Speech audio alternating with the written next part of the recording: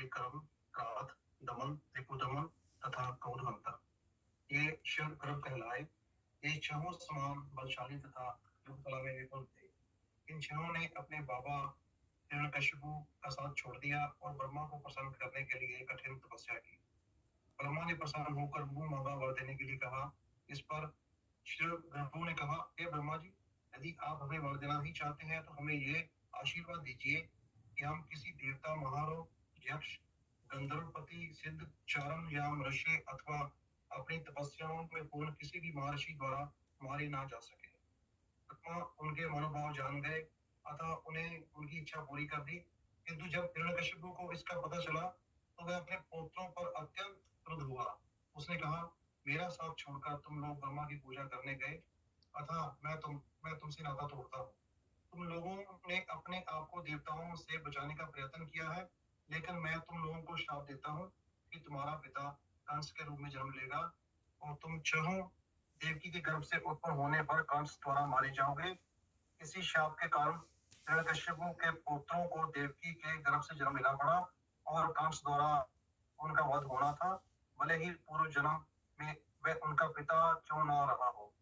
यह वर्णन हरिवंश के विष्णु पर्व के द्वितीय अध्याय में मिलता है।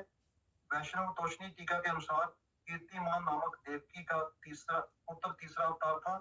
वह अपने पहले अवतार में मरीचि का पुत्र सम था, जो बाद में कालेमी का पुत्र बना। पुराणों में इसका उल्लेख मिलता है। श्रीमद् भागवतम की इस अध्याय में मध्वाचार्य संप्रदाय द्वारा संरचित एक अतिरिक्त श्लोक मिलता है, जिसका प्रतिनिधित्व ध्वज तीर्थ करते हैं, जो इस प्रकार है। तत्पश्चात ब्रह्मा के मानस पुत्र श्री नारद मुनि कंस के पास गए और एकांत स्थान में उन्होंने उसे निम्नलिखित जानकारी दी। महामुनि श्री नारद मुनि स्वर्ग से मथुरा आए और उन्होंने कंस के पास अपना दूत भेजा। जब दूत ने कंस के पास जाकर श्री नारद मुनि के आने की जानकारी दी तो असुरों का मुखिया कंस अत्यंत प्रसन्न हुआ और वह तुरंत ही उनके स्वागतार्थ अपने महल से बाहर आया। श्री नारद मुनि सूर्य जैसे तेजस्वी थे, अग्नि जैसे शक्तिशाली थे और सभी प्रकार के पाप कृत्यों से रहित थे। कंस ने अतिथि के रूप में सत्कार करते हुए उन्हें आदर नमस्कार किया और सूर्य सुदर्श दीप्यमान सोने के सिंहासन पर बिठाया। श्री नारद मुनि स्वर्ग के राजा के मित्र थे, अतः उन्होंने उग्रसेन के पुत्र कंस से कहा, हे शूरवीर, तुमने मुझे यथा योग्य से प्रसन्न किया है, अतः मैं तुमसे कुछ गुप्त बातें कहूंगा। जब मैं नंद कानन के चतुर्थ जंगल से होकर जहाँ आ रहा था तो मैंने देवताओं की एक विशाल सभा देखी और ये देवता मेरे साथ सुमेरु पर्वत तक आए। हमें अनेक तीर्थ स्थलों में गए और अंत में हमें अपने पवित्र गंगा नदी का दर्शन किया। ब्रह्मा जी अन्य देवताओं के साथ सुमेरु पर्वत पर मंत्रणा कर रहे थे तो मैं भी अपनी वीणा के साथ वहां उपस्थित था।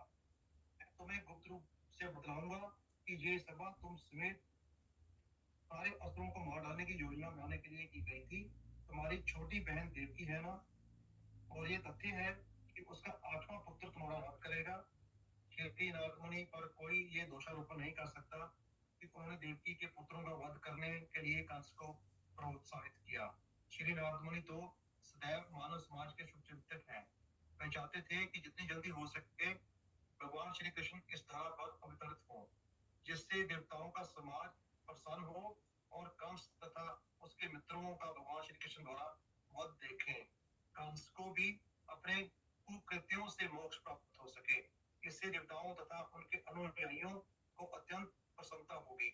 इस संबंध में श्री विश्वनाथ चक्रवर्ती ठाकुर की टिप्पणी है कि श्री नारद मुनि कभी कभी ऐसे कार्य करते थे जो देवताओं तथा असुरों को एक साथ लाभप्रद होते थे।